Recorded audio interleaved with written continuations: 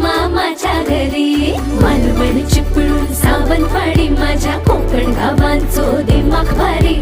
दिसते भारी गणपतीची स्वारी माझ्या कोकणा वाटे तुम्ही